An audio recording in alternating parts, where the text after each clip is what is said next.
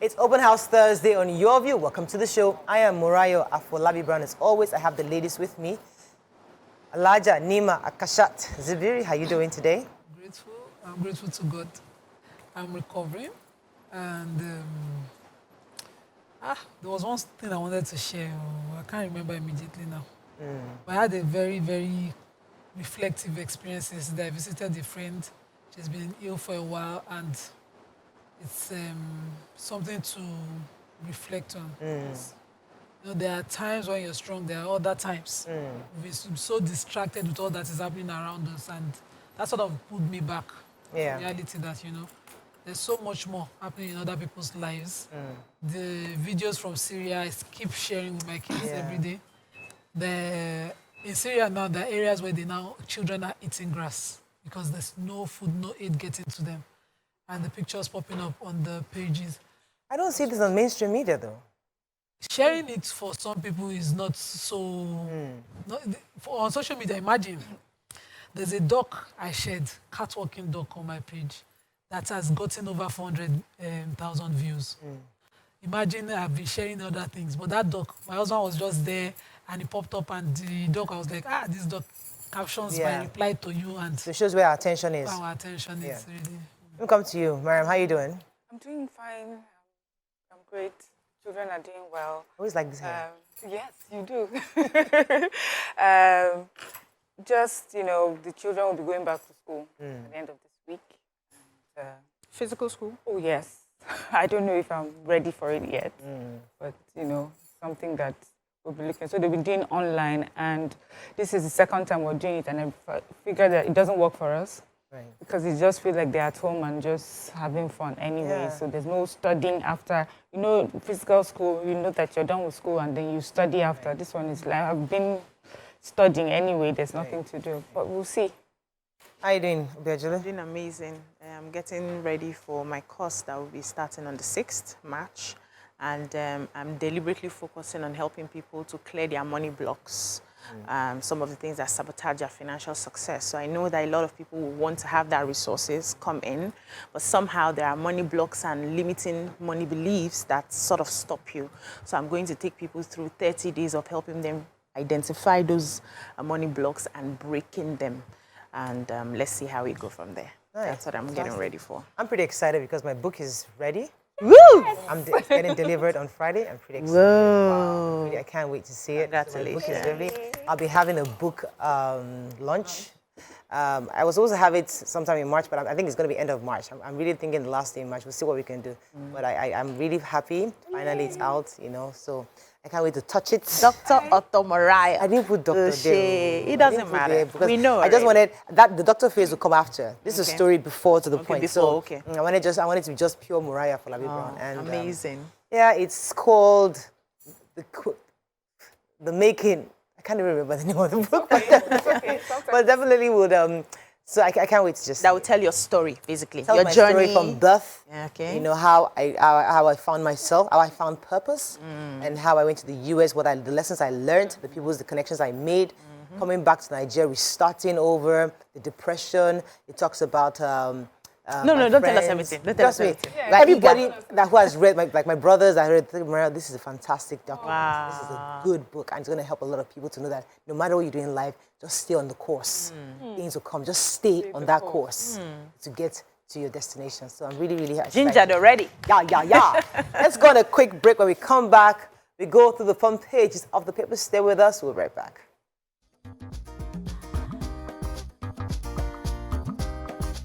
Stay tuned. Your View will be right back. Thanks for staying with us. We're going to start with The Nation. I hear you loud and clear, President-elect tells youths. Jam sacks 2 over alleged forgery. Excited Osun Ondo residents celebrate Tinubu. Tinubu's victory excites capital market. Poll results reflect will of Nigerians, says Buhari. And EFEC OK's Africa Union Convention on border operations. Okay, so which story are we starting with in Nation? I took Nima to Riverbank's residence Yes, from inside. Not NEMA, NEMA, N-E-M-A. Oh my God. Right. So the National Emergency Management Agency, NEMA, has said some of the flood victims of last year have not recovered from the impacts. Last year, they had 662 persons died, while 3,174 others suffered injuries, and 2,430,445 individuals were displaced by the floods. According to the 2023 annual flood outlook released by the Nigerian Hydrological Services Agency, they're saying now that about 178 local government areas across 32 states and the Federal Capital Territory will experience severe flooding. This one is for this year. And they said following the onset of the rainfall, NEMA has urged residents of the river banks to relocate to safer places.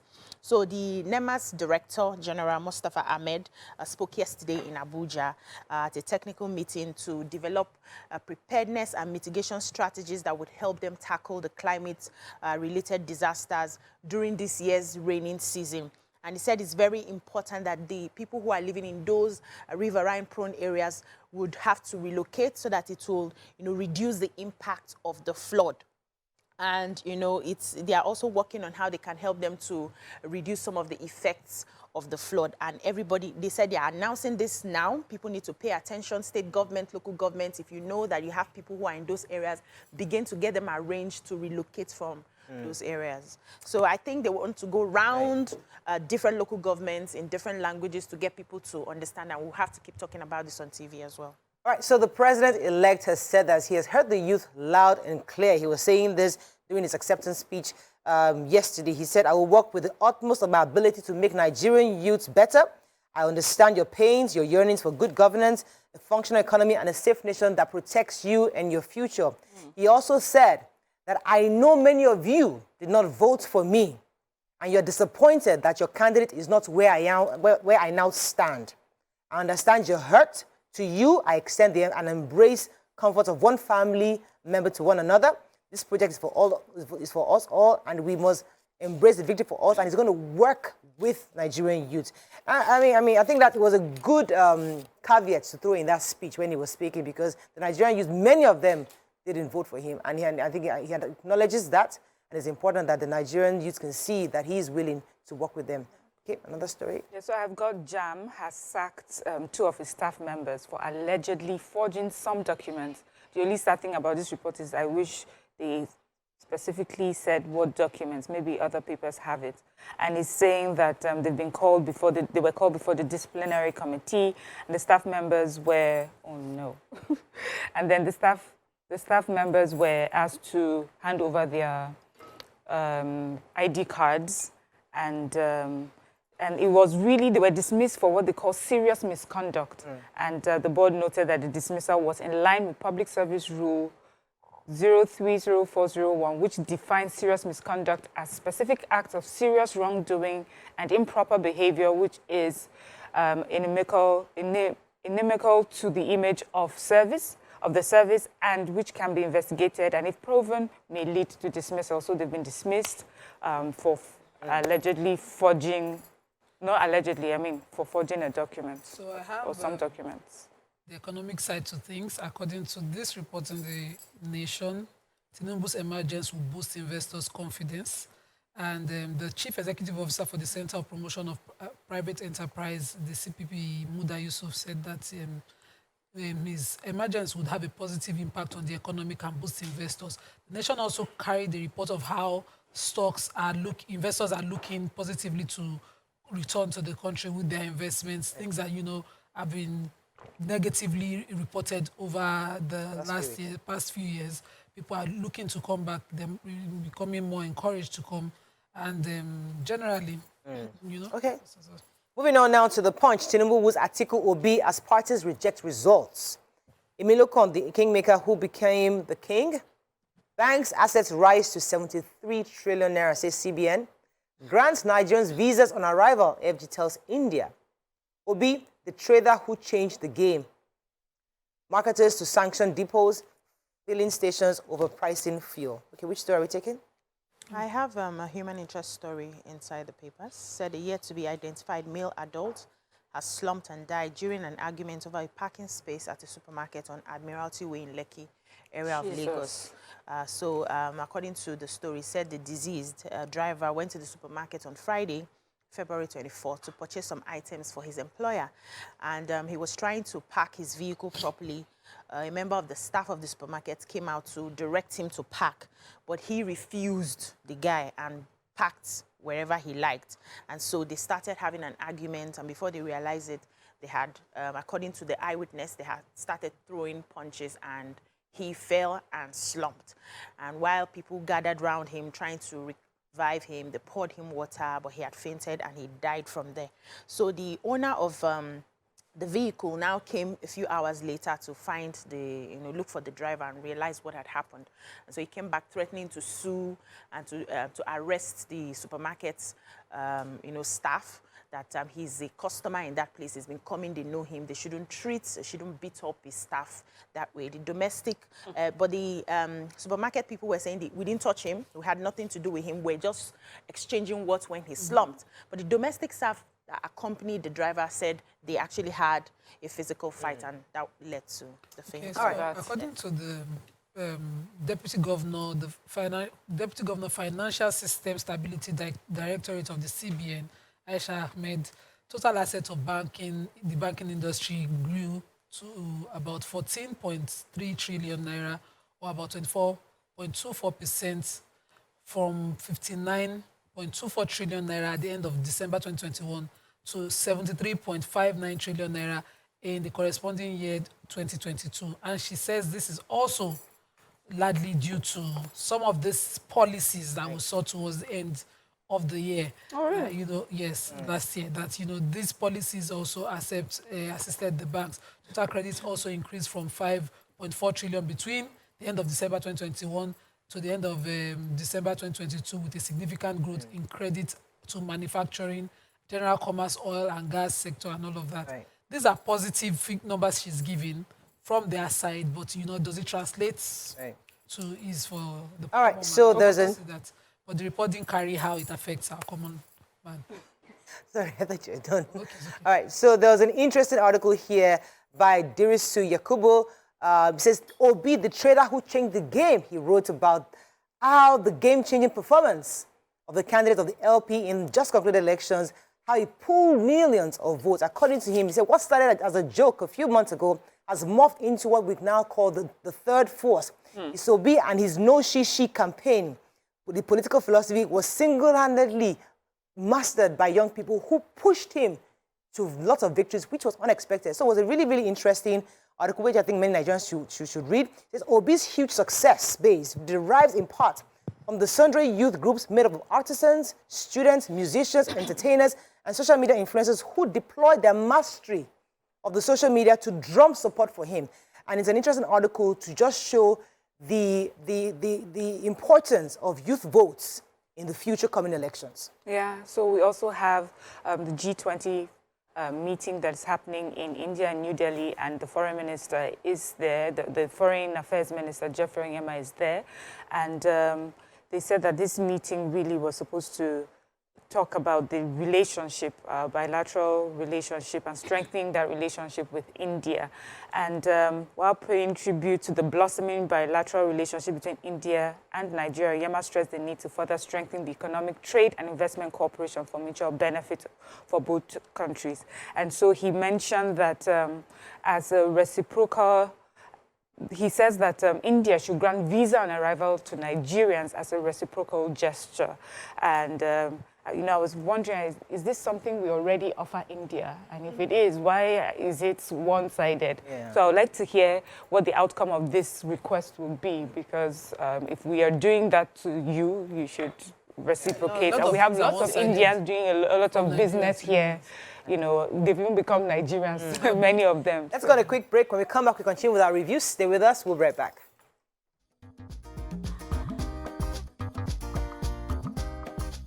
Stay tuned. Your View will be right back.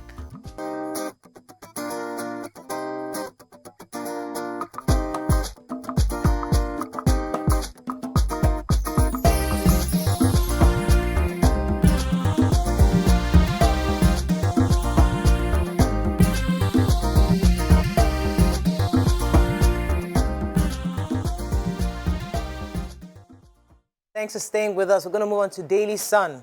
Tinubu, I'll work with everybody. Polls, UK urges FG to look into the concerns of opposition. Will change election outcome in court, Obi's running mate says. JAM dismisses 2 staff over professional misconduct. No hard feelings losing Senate seat, says Ikpeazu. House Majority Leader Al-Hassan Adoguduguwa arrested, remanded in Kano prison. Buhari admits fault in electoral process, encourages aggrieved parties to seek justice in court. Okay, which story? I love the story that I took, and this is Abia State Governor Okezi Ikpeazu, who's lost his senatorial election to Eyinaya Abaribe. And he says that for him, his loss does not worry him. See, this is the sort of spirit that I expect from this season, especially in this season. So Ikpeazu says that he's thankful to God for the opportunity of serving Abia State as governor for 8 years. And he says that he's also grateful that during this election, no life was lost in the election, and he was not ready to engage in any violence or spill any blood to win. He said, you win some, you lose some. And, you know, he went ahead to list what he describes as his blessing, two-time governor of that state. That's 8 years. He says he's built 200 roads, built 4 bridges, and restored peace and security, you know, and there's so many other things that he's hoping to do. And he's moved on to help with the gubernatorial elections. And he also acknowledges that there's an Obi wave, you know, in the region, and they will see how this has impacted them socio-politically. So that is the spirit that I would like for all of us to, you know, to emulate at this time. Right. Okay, so another story that I like. A senior magistrate court in Kano situated at No Man's Land complex in Kano State has remanded the majority leader of the House of Reps, Alassane Ado Garba Doguwa, in prison. In the past, you would say this was impossible, but yes, he was found wanted for inciting during these elections, and his statement incited Alassane at the NNPP party office, which was raised. According to the reports, the police also, based on that fire, 2 bodies were found in a burnt car and several people injured. So he was invited that, you know, they felt he was complicit in the death of 3 persons and the grievous bodily harm of 8 others because of his statement on video that he was caught to have made during his campaigns, and he did not show up at the police station. So on his way to Saudi Arabia, they waylaid him at the airport and forced him to the police station. Now, you know, they quickly arraigned him, of course, and the magistrate court remanded him in custody, pending when trial proper will be done. So everybody, no man pass any man, will be made to face the book. I hope that his lawyers do a good job to get him out, but at least he's made to face the book. Right. Okay. The Central Bank of Nigeria has announced that Nigerians still have an opportunity to deposit their old Naira notes in their different respective banks. We know that the president had, said that the 500 Naira and the 1,000 Naira are no longer legal tender in the country. However, the banks are going to be releasing the 200 Naira notes to sort of ease the cash crunch. And then people are saying that even after the presidential elections, they were expecting that, the cash crunch would have been eased, that money will be in the banks. But most of the banks are still not releasing the money and people are still struggling. However, the CBN is saying that if you want to deposit your old note, you have to go to the CBN portal and you get out a code, and that code, you print it out. That's what you take to the banks, CBN. And they would, to the banks. You can take them to the banks now, and they will collect it. But then you have to show that printout that you've done from the CBN website. And also, once your BVN is logged in, you cannot deposit twice. So if you're going, make sure that you have all of your money and just go once, and then they will credit, and then they will credit your account. So we are looking forward to the banks releasing a lot of the 200 Naira notes. People still need money. Businesses are still suffering. The girl that sells plantain chips, that's what she did. She printed it out. She took all her money, about 30-something thousand to the bank. And they will take it. All right, so the United Kingdom has hailed the emergence of Bola Tinubu as the president-elect. However, they said that they have called on relevant Nigerian authorities to examine all the concerns regarding the election malpractices and resolve the outstanding issues. And they should also that they restore calm to the nation. So the United Kingdom commends Nigerian voters for their participation in the elections and also called for relevant and actually also celebrate their resilience in exercising their democratic rights. However, asked that the federal government should ensure that the concerns that have been raised must be resolved before it gets worse. Okay. Moving on quickly now to Vanguard. Tinubu extends olive branch to Atiku Obi Akokanso. El Rufai committee's report, President-elect must respect party supremacy, says APC Vice Chairman. 10th Senate, APC leads with 51 slots. Reps Majority Leader Dogowa remanded in prison.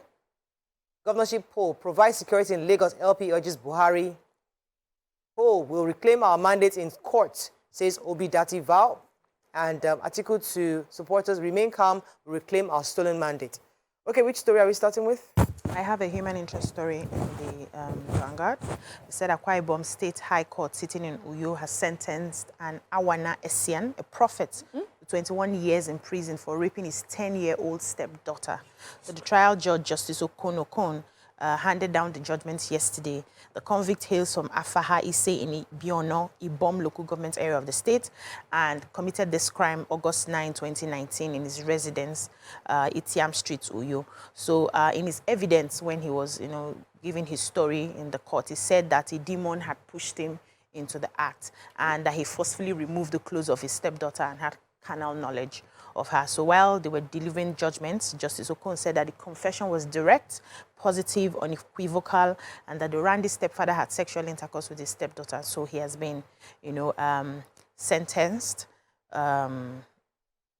Yes, right. Yeah, he's been sentenced, so to speak.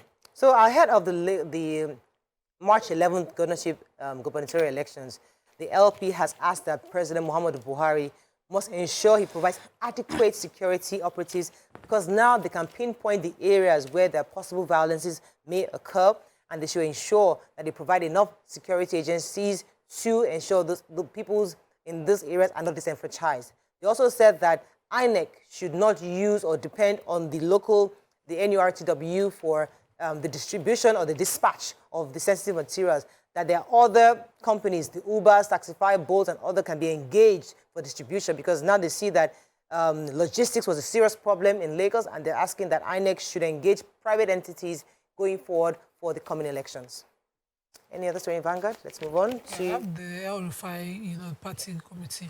The APC vice chairperson was just talking about, the inaction of the present administration on the El Rufai committee on national and what's it called, popular word, the El Rufai committee on the issue of national progress, where he talked about this popular word everybody wants to talk about all the time about Nigeria. Structuring. This popular word.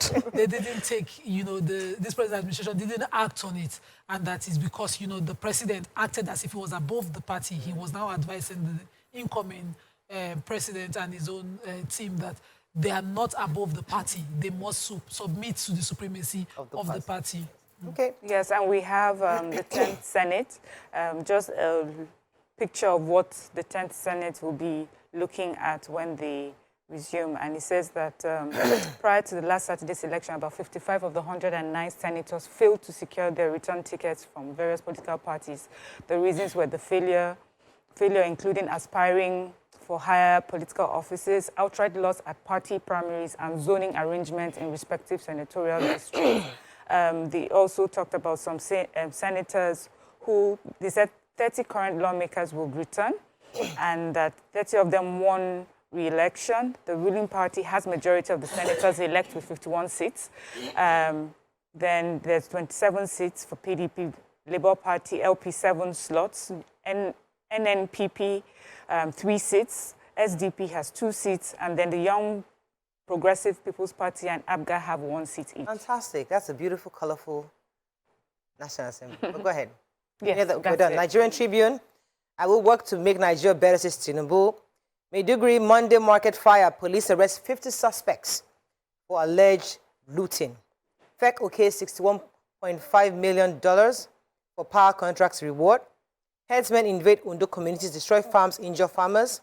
We will retrieve our mandate, Atiku Okowa campaign vows. An alleged homicide, Reps Majority Leader Dogowa to be remanded in prison. Any story we've not taken? Suspected herdsmen on Monday attacked farmers in Ajegunle power line community of Akure North local government area of Ondo State. Said the farmers had protested the destruction of their farms by herdsmen and their cows, which apparently infuriated the herdsmen. And the farmers raised the alarm over the attacks in their communities, which includes Agodada and Agoibo, adding that the herdsmen destroying farms, properties, injuring farmers on their farm for some time now. And so speaking on behalf of the farmers, Abraham Olowo said the herdsmen had attacked the communities more than 5 times in 1 week, and they are calling for urgent intervention by the state governments. They said the climax was the last one that happened, and about 2 farmers were almost killed. But thankfully, there was emergency rescue, and some of them had machete wounds, have been taken to the hospital. So they are asking the Governor Akeredolu, to do something about what is happening. That what they see is that the herders are trying to chase the villagers out of that place so that they can take ownership of the village. Okay, that's all we can take on Front Page Review. When we come back, we start with a hot topic of the day. Stay with us. We'll be right back.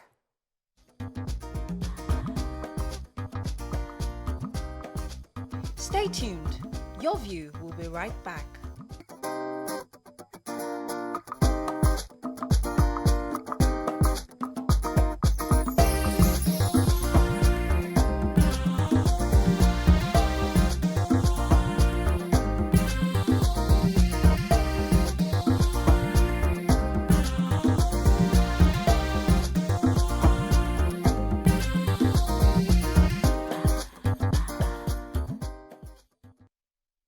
Thanks for staying with us. So this morning we'll be discussing the lessons we've learned from the past elections that happened on Saturday.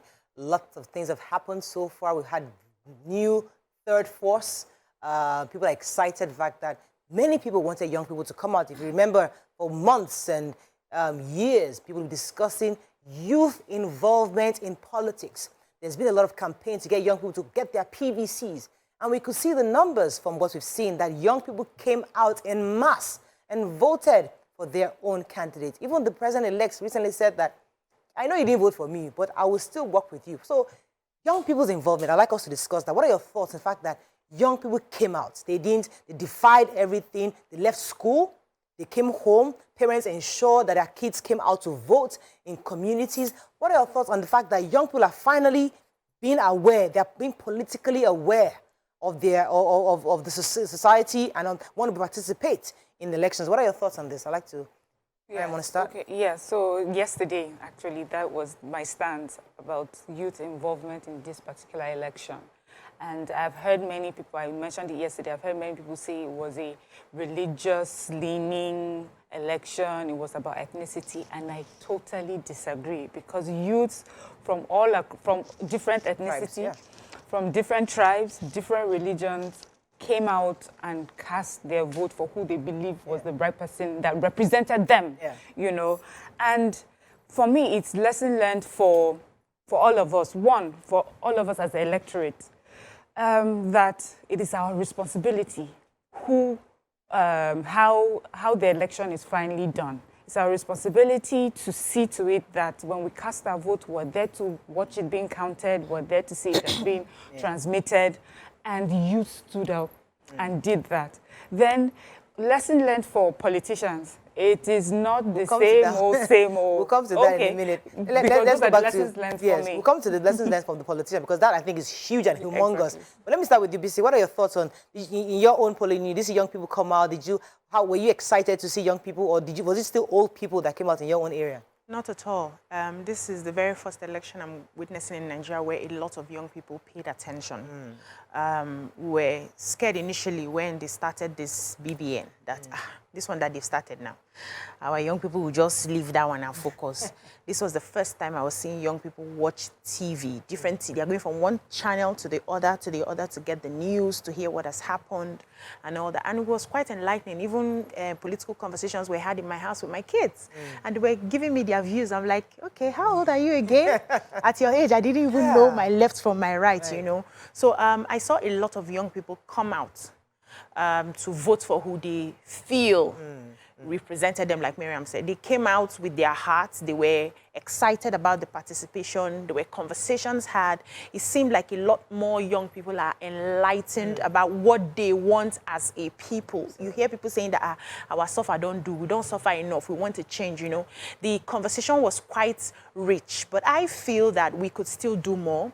I feel that young people did not wake up early. There were also a lot of young people who were not able to get their PVCs. There were also a lot of young people who, even though they had their PVCs, did not vote because they felt their vote will not count. Yeah. There were still a lot that we need to do. And also, young people should, what I see is a lot of them stood from the top.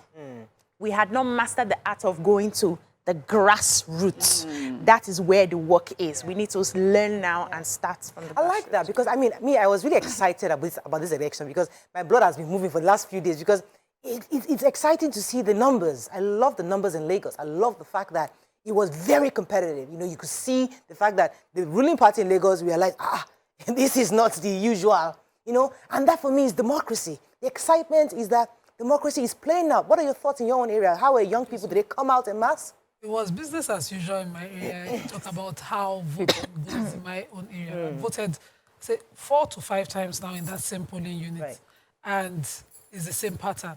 So they came out as usual, and you'd see people just crowding areas.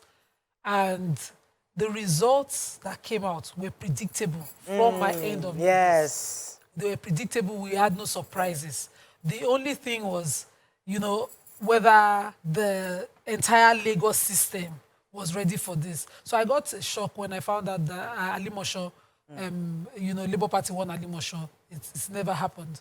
Alimosho has always, you know, is the largest local government when it comes to numbers. And it's always been an APC-dominated local government. So this, for me, is a wake-up call. Since you paused Miriam, I wanted to wait, because that's where I'm going.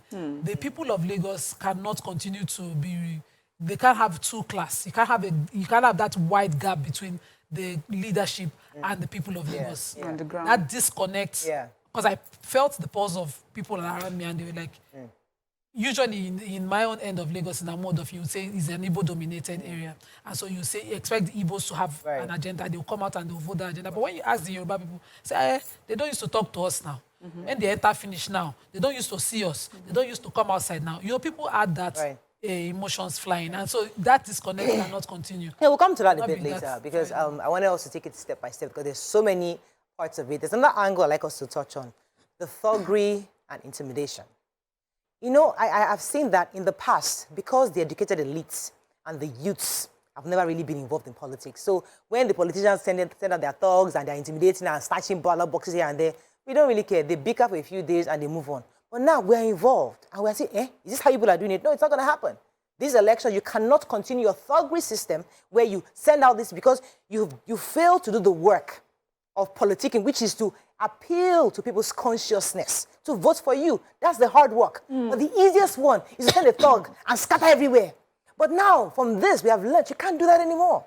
And because in the past, we never paid attention, what are your thoughts on the fact that people in some communities, maybe like, not just Lagos, across the country, some politicians, thugs came out and did and caused violence here and there. So what are your thoughts on the fact that politicians must get this as a wake-up call? The fact that some of you used to use your neighborhood political thugs to scatter ballots, that system cannot work anymore. So this for me, this credit for that must be given to the present government, President Muhammadu Buhari's government. So in one of the polling units where it was reported that there was thuggery, somebody called the military and they came to establish sanity. It didn't used to be business as usual where the police are working in tandem with the thugs. So they would turn their backs. It wasn't like that. The military in Kogi State shot one of the ballot box snatchers. So we have reports like that, and you must give that to the president, who was not a president. We have one president in the past who, when he was president, his party didn't lose any state. And any way they won was allowed.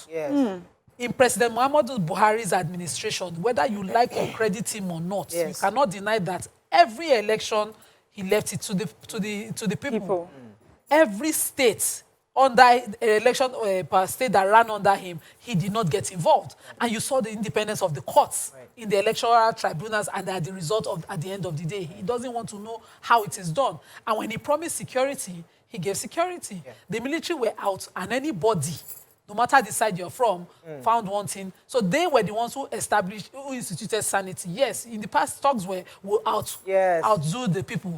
So you don't have arms, but a thug is ready to die. They will come and do anyhow, you know. So but let me come to you, ladies. I mean, do you think because the elites and the youth were involved in this election, That's why they're a bit shocked at the amount of intimidation that people went through, because in the past we didn't really care.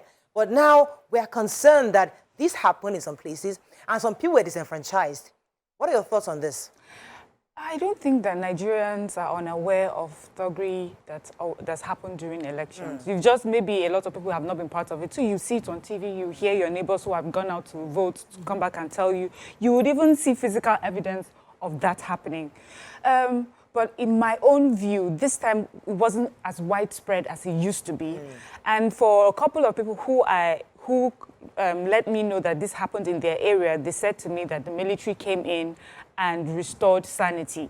So it looks like, you know, this credit, as Nima said, is really to the administration of, you know, our current president, which is he was very adamant in setting proper procedures on ground to make sure that people's votes counted. That was a free, fair, and violence-free election. So it was not totally violent-free, but it also looked like it did not escalate into something worse, you know. And people who these things happen to, in the areas that it happened to, they still have a voice. They still even have channels for redress, you know. So what are your thoughts on the thuggery and intimidation? I think the only difference now is social media. So people were in their polling units, they were able to take videos of the violence happening. And so before you know it, just get into social media and you're seeing it's happening in this polling unit. You're even seeing faces. The videos were showing faces of people who were threatening people, you know. It was just widespread, you know, and people would be calling loved ones, where are you? Hope your area is safe, and all of that. I witnessed a bit of that violence in my polling units. The talks came. All of us scampered. You serious? And then they were still, and then we gathered ourselves as young people and said, these people are few. We can hold them down. Are they with weapons? We're looking around. Are they with weapons? Let's see how we can hold them down. And I was on my trainers ready to hold anybody down. Worst case, they injure me. But it will be unfair not to mention people who were victims of this violence that happened. So we know that in some areas, they had to call in the army to come and restore peace. They did in my polling unit before we realized that the army came and then the talks were taken away, you know. But there was a woman all over social media who had to hold on to her ballot box, and she had this injury. You know, this is somebody who came out and she still insisted on voting with the blood. So we must look into all of these things. And I feel that the government can do more, because most of those video evidences are out there. So I should be hearing like there's more arrest. Anybody who has, you know, sent in talks should be questioned right now. We cannot just gloss over and feel like it didn't happen. It happened, and the government must sit on it. If you had must also give credit. Just this morning, Adodogowa, the House of Reps majority leader, was arrested and remanded in court, and he's facing trial for electoral violence and possible complicity in the murder of 3 people. So we had arrests. So what it shows, Nima, that politicians in the past have always done this and gotten away with it. They tried that they could do it again. But this time around, we have video evidences, we have pictures, we can actually, there's going to be a follow-up and prosecution to this. Past elections, we had video evidences. Yes. So I was going to say that social media actually is not this election. There's a leadership direction on this. Exactly. And we must give that credit. Arrests were made. People were charged. You had INEC officers arrested, videos picking them, and, you know, INEC, you know, arraigning them. We have that because the leadership is not going to continue business as usual. He said he's going to give free and fair election, and to his best abilities, he's doing that. But, you know, when we are enraged and we're emotional as Nigerians, we like to take credit away. One of the persons I engaged at the polling units, I said, can we just be separate from our emotions? Compartmentalize the issues. I put things factual. This president has ensured that we have this, we are enjoying. We have a redress. The only problem I had in my area is that, okay, I've always had to vote in Ojo because there was no polling unit within my estate at the time. Unknown to me, 3 were added during these elections, whatever. Make it easy for you. To make it, and people, we didn't know. Most people didn't know. Only a few people know, and only those few people just, you know, arranged it. There was no publicity enough. It took me, because I wasn't feeling, I had to drive. I didn't trek this time around. I drove, and I found one. I found another one. I was like, So I know the numbers now where I can change. Let me go a quick break. Let me go. When I come back, we continue with our conversation. Stay with us. We'll be right back.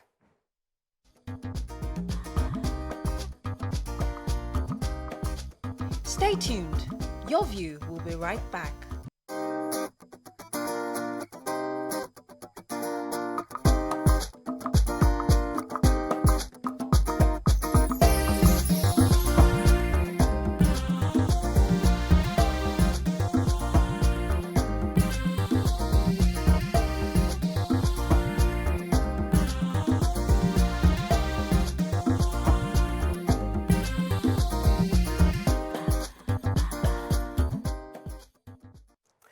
Thanks for staying with us. So we're still discussing lessons learned from the elections. You can call us on 081-270-53687091390769488.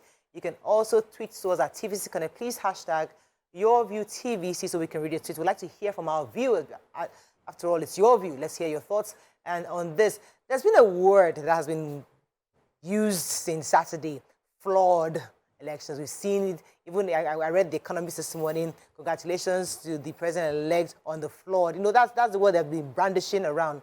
But what if somebody was telling, a friend of mine, Mr. Gabriel Irewele, was saying that what is not flawed in Nigeria? Let us even talk to ourselves. NNPC getting distributions of fuel is flawed. Monetary policy came, ordinary to implement and to ensure Nigerians have cash. Everybody celebrated monetary policy, but they were still flawed. Ordinary trying to even plan an event in this country is usually flawed. That we are still a developing nation. There won't be perfect elections for a long time. Things would happen.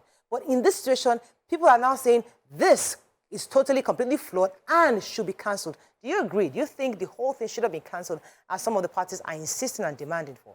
I completely disagree that it should have been cancelled. These elections cost us over 300 billion. What are we saying? We printed about 93,000 ballot papers, only 93 million ballot papers, only about 25 million voters.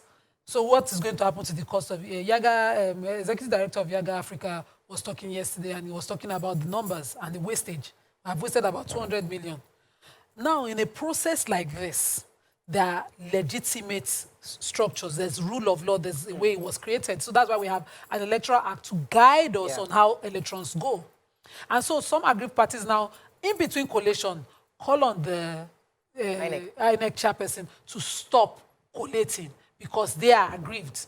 Whereas the process has put in measures where such grievances will be addressed.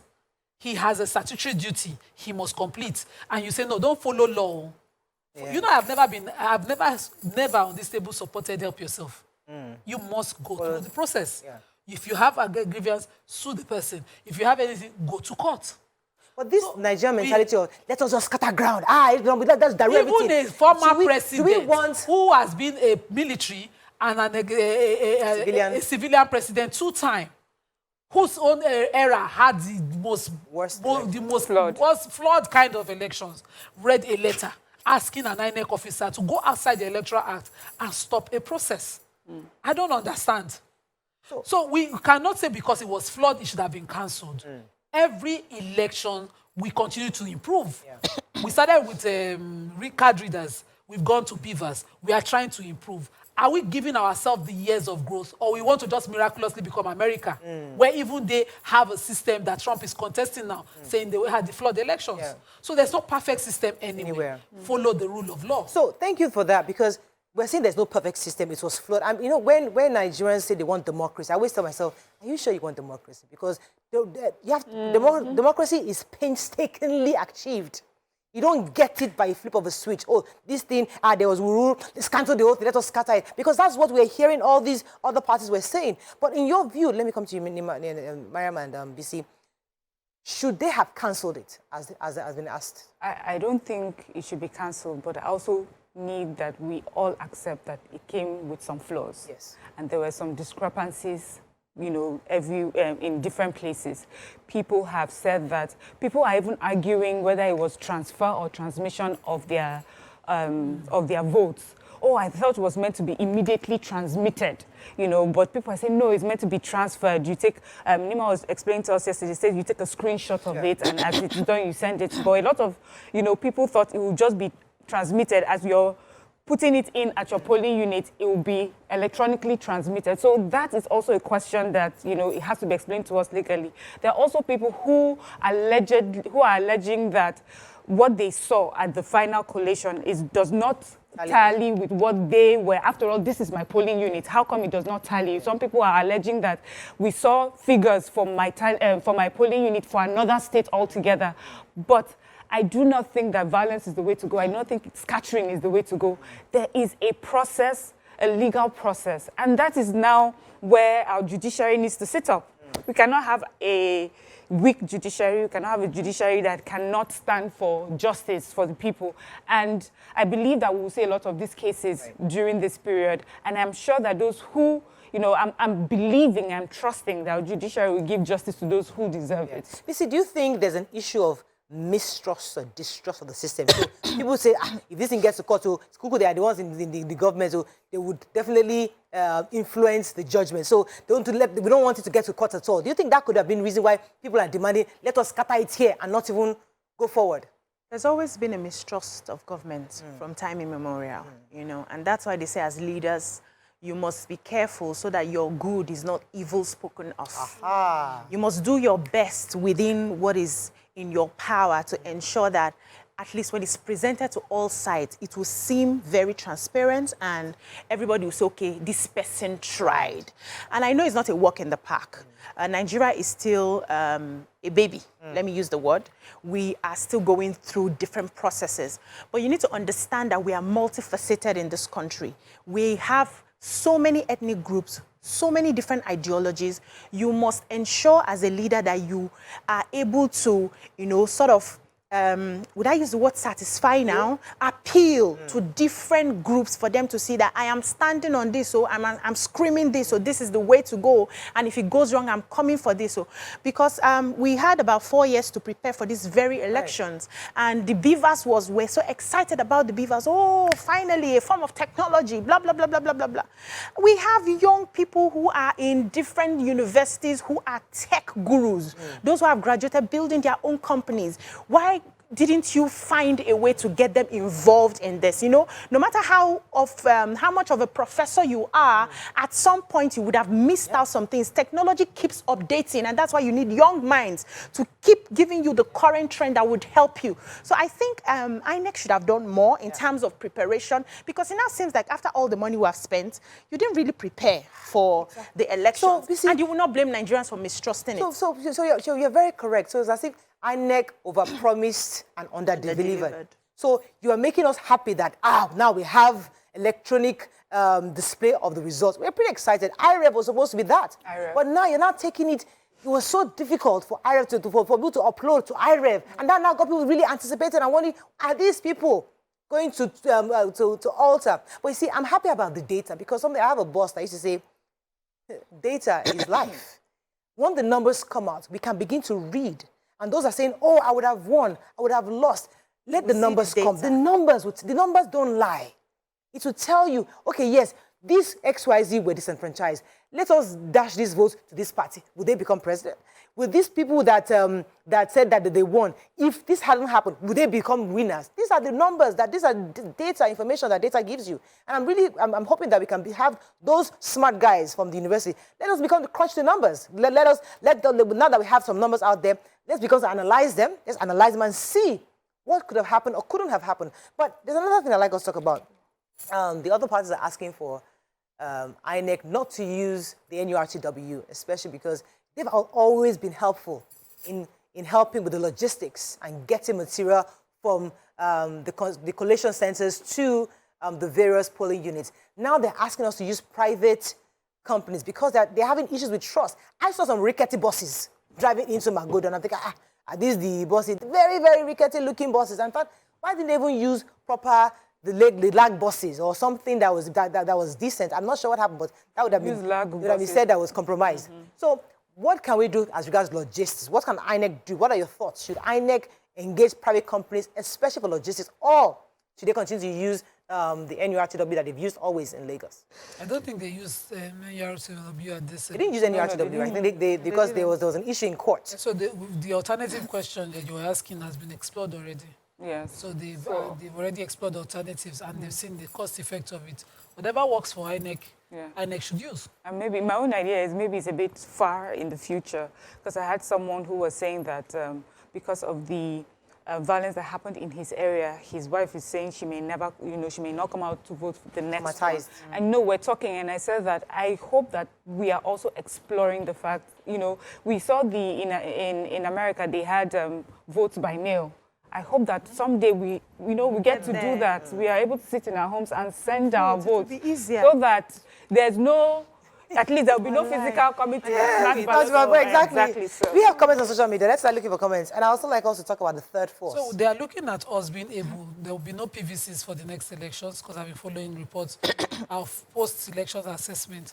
And they said, come 2027, your ID card and Beaver's capture will just show your records. And that's it. You don't have to be using PVCs anymore, progressing. Yeah. What I'm trying to say is that no electoral process anywhere is clear-cut. Yeah. You progress, you perfect in time. So I want to talk about the third force, and I've been one of those proponents, especially even during the 2019 elections. I've said, listen, we need options. Nigerians need options. And I think I love the fact that there were options in these elections. And I like the fact that the ruling parties realized that you must do more to appeal to people's consciences. You also must do more to show what you're doing so that people can actually continue to vote for you, because it's not a walk in the park like it used to be anymore. So what are your thoughts on this third force? The Labour Party have come. In fact, some are saying that the next 4 years election is likely going to be between APC and Labour, because they have come. And the hero of this has been Peterobi. He has been the man that branched out of PDP and been able to pull a huge number of young people and not just young people, other educated elites to vote for him. So he also can be described as one of the heroes of our democracy, because he's somebody that's been able to galvanize and awaken a new wave of voters. What are your thoughts on Peterobi? Let's discuss him for a minute. Okay, I think this just shows that if you are in the seat of power, you will not do as you like anymore. You would take the pains of the people very personal, because your word is no longer law. People are there paying attention. People are there to vote you out any moment. People are there to hold you accountable to what you have promised. And so it shows me like a new Nigeria is building, where people are now saying, we want somebody who is able to give us what we want, who is able to lift us up as a country, who is able to put our name in the global map for positivity. And if you cannot deliver, we will get you out. This is also showing us that power now does not belong to the political heads. Yes. Power belongs to the people, and the people need to rise up and take their power. It's us. It's the young. They always been singing this song. The future generation, the youth are the future generation. This is the future. We have now come to the future. Leaders of, thank you, my sister. We have now come to that same tomorrow. And so this would help people who have, gotten to that position to know that, okay, I will not just do anyhow and get away with it. People are watching. People are observing, and they will call me out. You see, another thing, I'll come to you, Mariam, now, because people have put that mentality in young people that, boy, it's a revolution you need. Sometimes it's not all about revolution, because a new Nigeria is a process. It's about negotiation.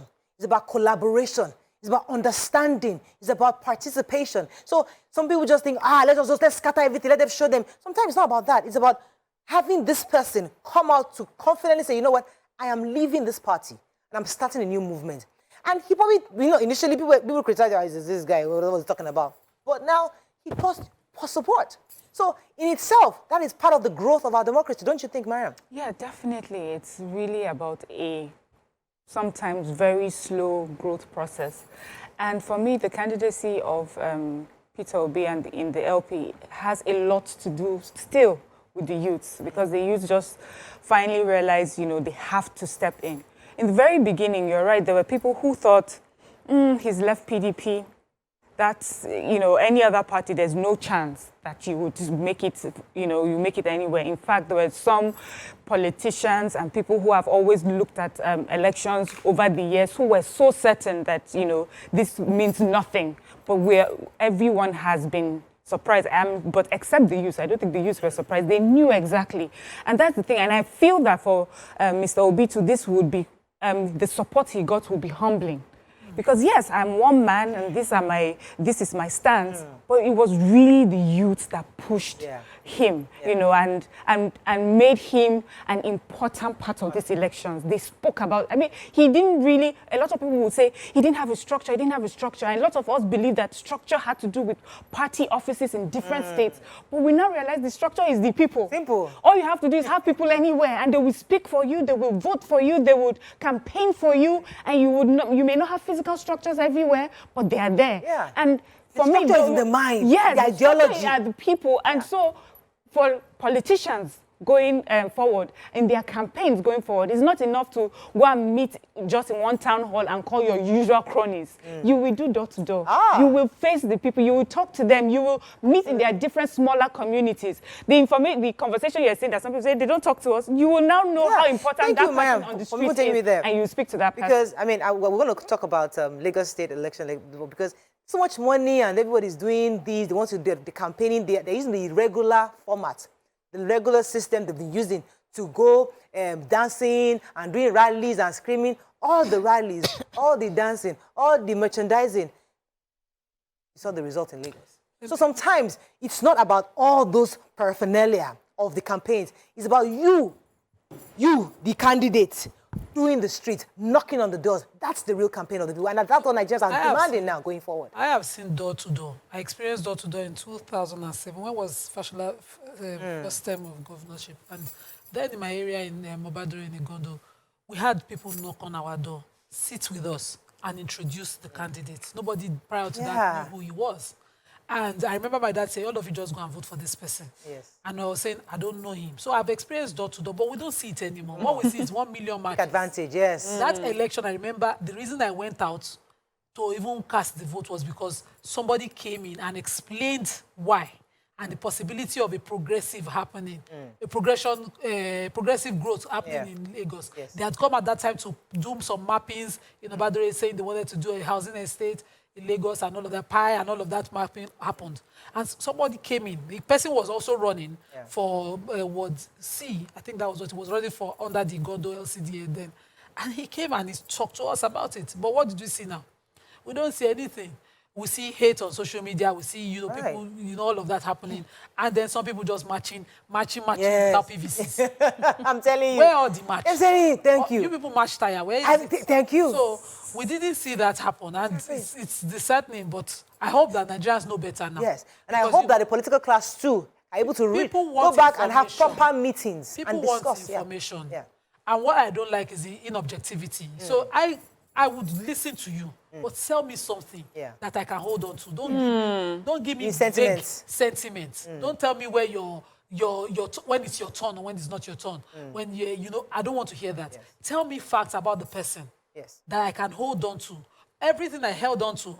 I remember when Fashola became governor, when I was on the show, I would attack him and say, where is it? It was supposed to be this and this and this and this arrangement, and it didn't happen. And he would answer, but you don't see leaders wanting to answer anymore. Right. People are running and shying away. Exactly.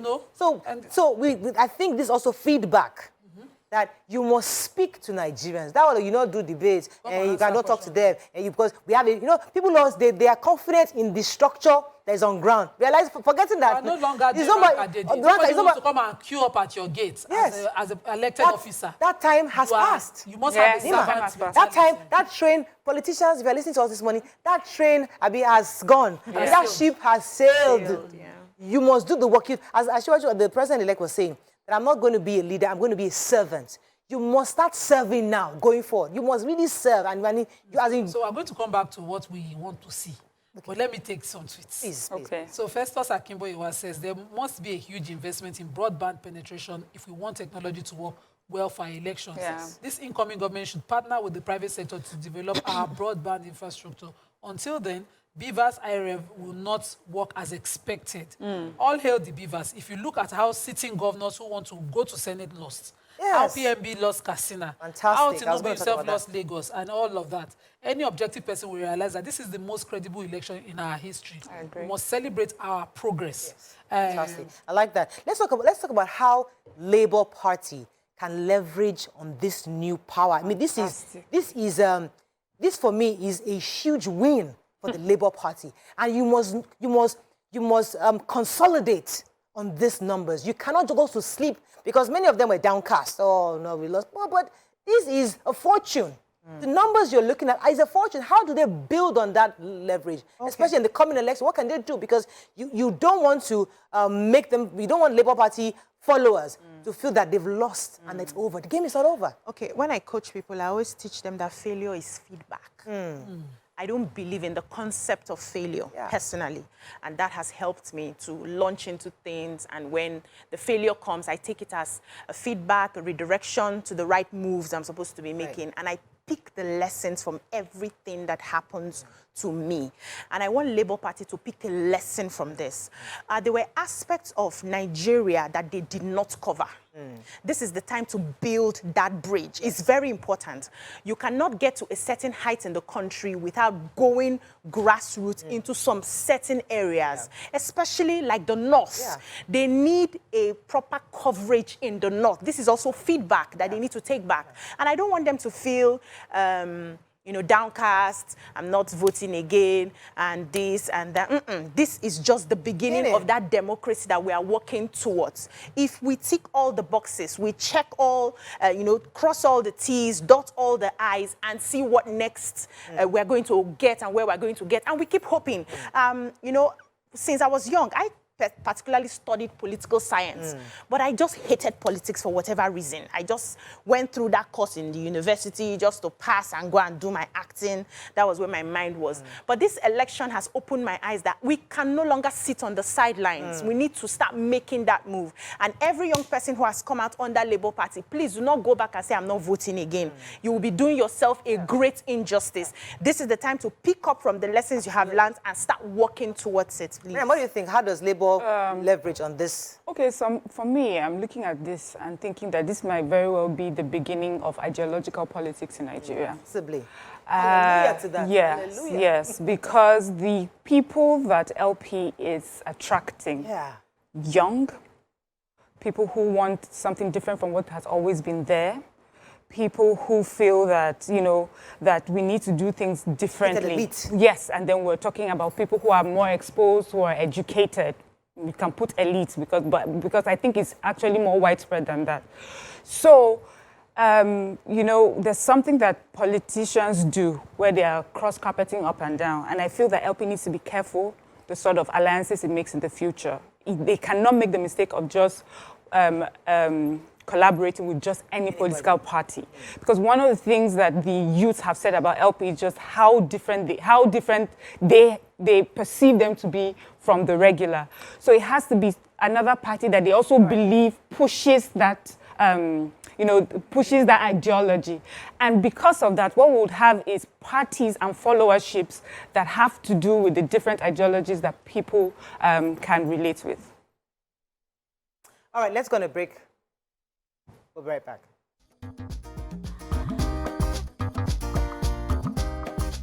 Stay tuned. Your view will be right back.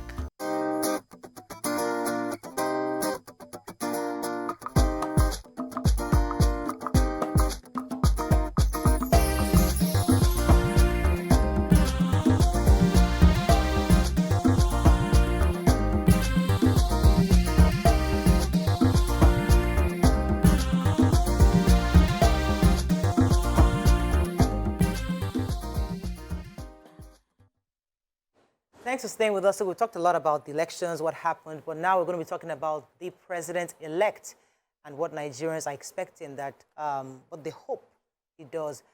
He's mentioned about the youth and what he hopes to bring young people together and to listen to them loud and clear. What are expectations of the new president-elect, and what would you like him to do going forward? One of the highlights for me was the youth plan, the No More ASU strike plan. So one of the issues that bedeviled this administration was the continuous rolling over of ASU issues. And I wanted the president who is coming into office with a clear-cut plan, someone who says, this is how it will go.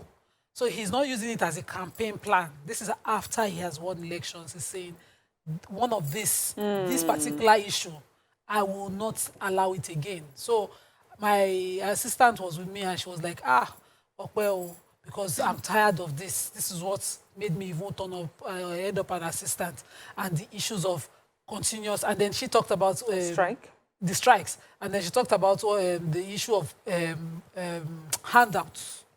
She said that handouts, for him to have talked about end of a handouts was something, it means that he knows exactly what Nigerian students suffer in school. So I don't support that handout method. We had a lecturer who came in from Harvard who took us public law, I think constitutional law.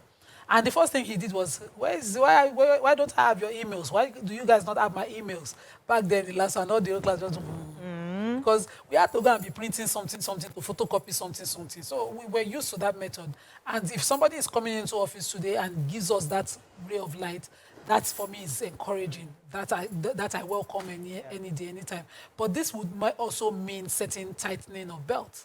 This could also mean that we'll start to do student loans and all of that. But let Nigerians start to open their minds, because we open our minds when we cross border to do student loan and expensive fees. We call it foreign education. Yeah. But if it comes here, it's local education. It should be done anyhow. Exactly. So if it is one of the methods to solving it, let's know how to do it. I was a student when Asiwaju was governor, and no Lagosian in last Sudan paid school fees.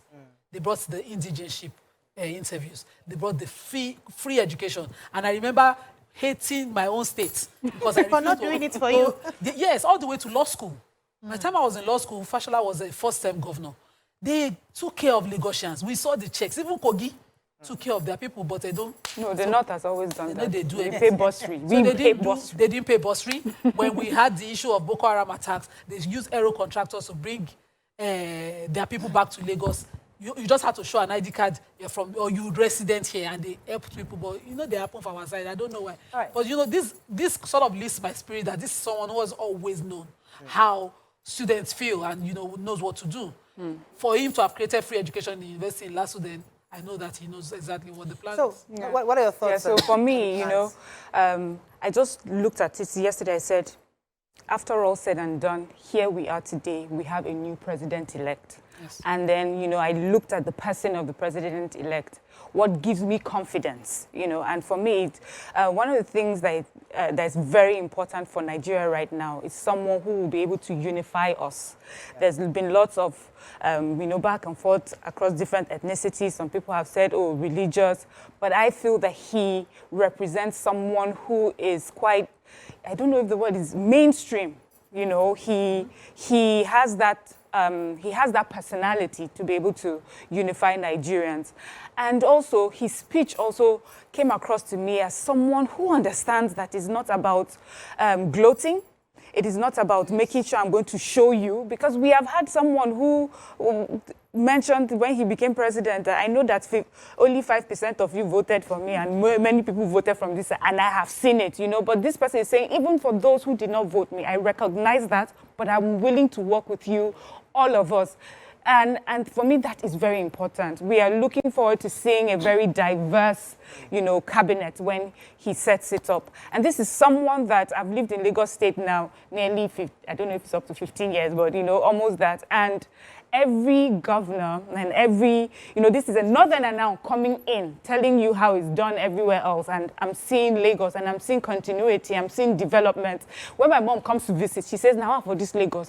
Anytime I come, something new has come up. Something is different. Like Dubai. If you go to my state, I'm sorry, if you left in 1983, you're likely to find the same. You will not be, you will not get lost. So I feel that I'm going to see that on a wider scale. I feel that also he will serve as a mentor and a form of encouragement for others to do better. Everybody wants to come to Lagos, set up business in Lagos, raise up family in Lagos. I hope that this would mean that, in various states, Plateau State, Taraba State, I want to see an improvement in those states. Those states can feed the whole of Nigeria. Yes. The insecurity that happens in those places is so sad, and I hope that, this is someone that can stir up confidence for Nigerians to, be unified, united, and better economy for us. What are your thoughts on what you hope that the new president-elect does? Please, you should give us light. I want 24 hours power supply, and I want Nigerians to be open to paying for the power supply that we get. I know that it will get worse before it gets better. This subsidy everybody's talking about, when they remove it, fuel will likely get up to 800. But we need to be patient, because when the market forces stabilize, then it will come down. But we would have a bit of that, tightening our belt, because it will not just overnight. We are always expecting a miracle in this part of the world. Let the person just enter, so the next minute everything is good. We will go through that process. Are we ready for that process? So I want the fact, I don't want university students to be at home anymore. We're tired of the ASU strike. If you get admission to study a 4-year course, please do your 4 years and live there.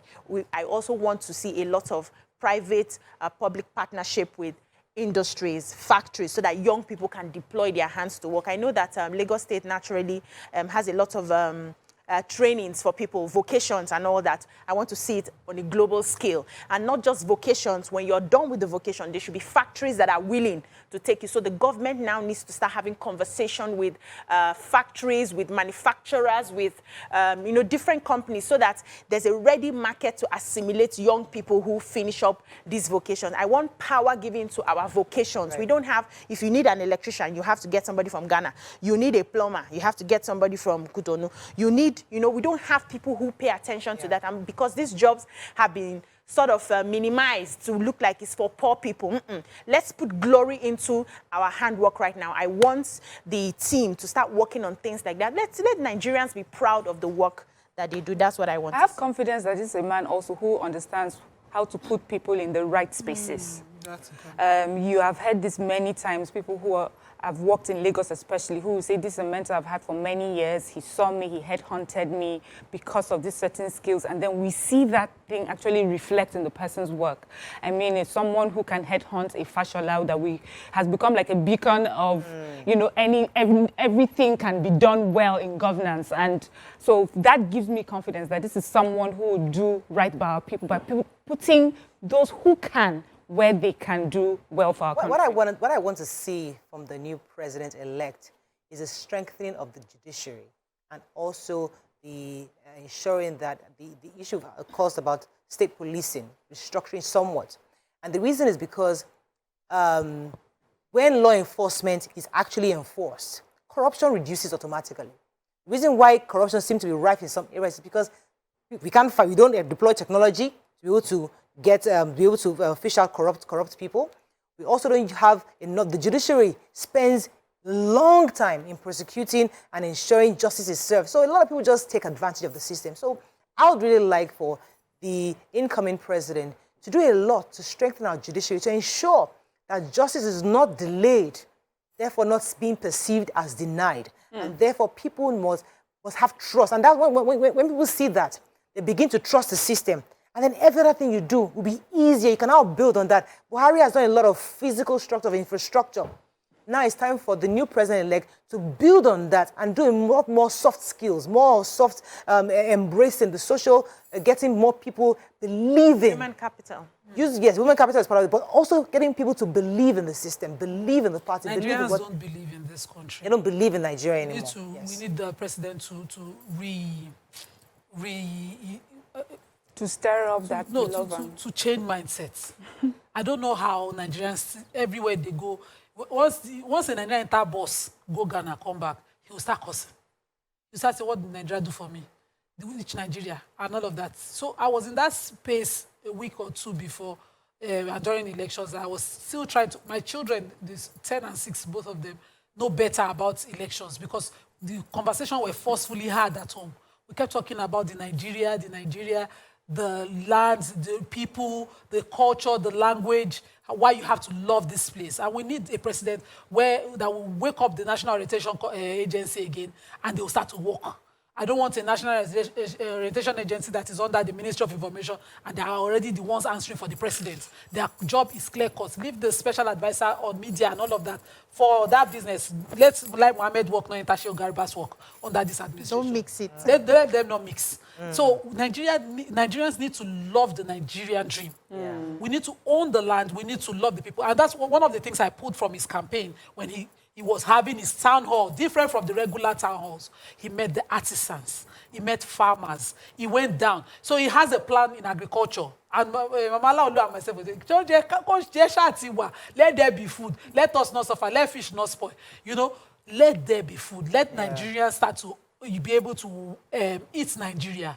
Let's love this place. And also, talking about that, you know, one of the things we also talk about is rural and grassroots development. See, if we're going to see real major change has to happen there. So I don't know, you know, we always talk about it that we always expect the presidency to do everything, but I'm hoping that he will instill some sort of, motivate some sort of change in attitude at the grassroots level. Let Nigerians at the grassroots, the true Nigerians, feel the government. Government should not be far from people, and will not be far from people, as you said, agriculturally, security. We don't want to have situations that, you know, that we have gone through in the past many years now. We want a change. We want government to be there.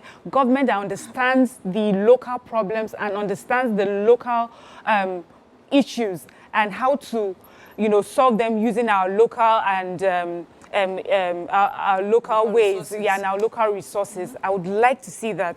I agree with you, to a working and responsible judiciary. That's so very important.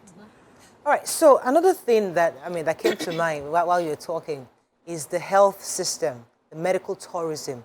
I would like for the president-elect to begin to see how we can reduce this medical tourism. Many people are relocating because they feel that they're not fully encouraged financially in Nigeria as medical doctors or health operatives. So we need to ensure and to reduce the number of those who are migrating, who are leaving this country on medical purposes. That's one area I really like. And the health facilities, the hospitals across the country must be developed. Yes, a few states have been able to participate in improve the primary health centers, but we need more. Very few states. We know Lagos has quite a number, but a lot of states have not been able to expand on that. So another critical part for the president-elect is to ensure he's able to get the governors to work. Many of the governors have been, usually, they have this lackadaisical attitude. They just go pick up the monthly allocation and they're fine. Yes. He must be able to help them see what he did in Lagos, where you have to do the work. You have to see what you can do to increase revenue. How does he do that? You have to connect with people. How will he do that? Governors from exactly. In the federal system like that, and you know. It's about the bridge. See, sometimes the kind of leadership Buhari was. He's the kind of that he trusts you to do your work. He's not one going to be imposing. Yeah. So, but the kind of person Asiwaju seems to be, the president-elect, is the kind of person that can actually be that bridge between helping you, coaching you, helping you and mentoring you on how to develop your state. Maybe he can't be the example. Yes. But there's only so much he can do. So let us across party lines, before you start to hear, is domineering, controlling of us. Some states, when it was the Fashola administration, started to set him as the standards that they were following. So you saw El Rufai coming, I'll do the Fashola standard. And you know, in his state, he fell out with his people. So state governors must look within, look at the nature, practices and ways of their people and govern them right. But when it comes to revenue generation, this is a general rule. Every governor should start to find means to raise money and prioritize the problems of their people. It's not that, you know, the usual FAC allocations will come in. He cannot control what you do with it. But when you go back, the president must do what Buhari did at the end of his tenure, call out governors for what they received and how they... And Nima, you know what you have just said is quite interesting, because he, Asiwaju, is a real-life example of a governor who had to do that. Yes. I mean, during his tenure, he had to raise revenue for Lagos. It seemed like the federal and the states at that time were not, you know, were at loggerheads, and he had to take that independent move to develop his state. And so I guess it's easier to be able to express that to governors that are coming. If you come with excuses, I've done it, it can be done. And if you want me, I can show you how it can be done. Yeah. Is it possible that we say that for you to put the resources together, for instance, we've been talking about medical tourism, you need to show examples. You need to use the medical facilities. So if the different hospitals know that their leaders are going to be using these facilities, the MDs that run the hospitals, medical directors will equip the hospitals. They will put everything in place because they are expecting that a governor can work in one day, the president can work in one day for these services. And this will also keep the money within because we spend a lot of money outside going for treatment. So if we I think it was Dima that was saying yesterday, grow Nigeria, eat Nigeria. It must start from leadership. We should see that example. Oh, he uses this hospital. Okay, why do I want to travel to go and get this medical care? And also for education. Some of these things is because most of the problems we have is because the leaders are not in tune with the problems of the people because they do not experience it. So we want a leader now that would experience, to say, I have gone to this place. I know I've passed this road. I know the potholes you are talking about is going to be fixed. That will bring more trust in the system. Finally, ladies as ladies, gender equality, gender parity, and this is March also, as we know, is the month for women. Yes. CEO, we want to see more women in places. We want to see more strong women. We have capable women, so it's not as if we're calling for just because we're women. We want to see capable women doing work, representing the government and representing their people at different cadres. So I'm looking forward. One of the things I'm looking forward in this new administration is the cabinet members and the kinds of people that he's able to bring together. You know, we saw in Lagos how he was able to bring different people from different tribes, different experiences to come together to be part of the executive team. So I'm hoping he will do the same thing also in the federal level, where he's speaking from different religions, different ethnic groups, and he's able to work with everybody and draw them, because he has already said, he has extended a hand of friendship to all the other parties. And I'm really hoping that this is an opportunity for him to show that he is the president of all Nigerians. You voted or you do not vote. You want him or you don't want him. Either way, he's the president of all Nigerians. And I think that the cabinet members, and I also don't want him to take too long in releasing the names. I'm hoping between now and May 29th, they are working assiduously to get us a good name, so that from 29th of May, after he's been sworn in, work starts immediately. He's already looking to form his cabinet before inauguration. So I think that's a positive. Yes. Because last time we waited 6 months. I waited. We waited. Let us not dwell on the past. And you know what? There was the time that I was hearing when the president-elect was talking, I think I saw a video recently where he was saying that I am not, that he's a party man. He supports Buhari, but he's not Buhari. His own leadership style is different.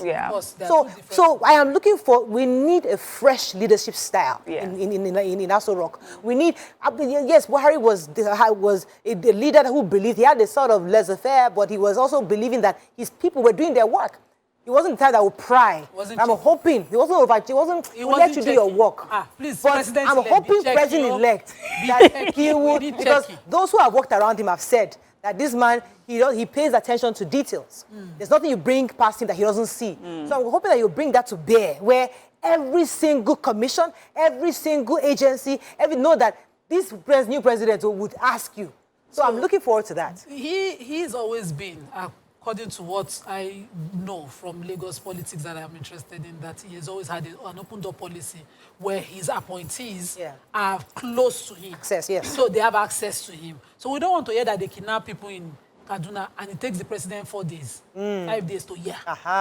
That somebody just telling the president 5 days to hear. I've been trying to see the president. I can't find him. You cannot find him. So that, all those kind of narratives that stuff almost made me fall on the set of the show. When I take the front page, I'll be like, this thing that we have been talking for, you are just hearing, and you are not hearing. Me too, I've just been told. I've just been told. You know, like, we don't want that. And I know that he's a reader, someone who's in the news as well. So we want to believe that as soon as it's breaking, you are in touch, in tune, in Bama, in as far as Meduguri, in the Chad Basin, anywhere anything is happening.